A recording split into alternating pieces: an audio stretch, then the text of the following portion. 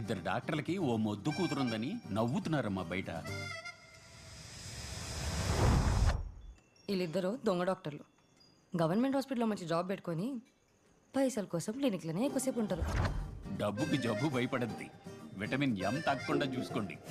ఏదో సంఘ సేవ చేస్తున్నట్టు కాత్యాయని క్లినిక్ అని పేరు. రేపటి నుంచి కిషోర్ మీ కోచింగ్ సెంటర్కి వస్తున్నాడు తెలుసా? వాడికి ఎందుకు కోచింగ్ సెంటర్? వాడికి ఎలాగో బీకెట్లో సీట్ వచ్చిందిగా. అది సరిపోదంట, వాళ్ళకి ఫ్రీ సీట్ కావాలంట. చూడు బయట ఎలా ఉంటున్నారో. కొంచెం కష్టపడమ్మా.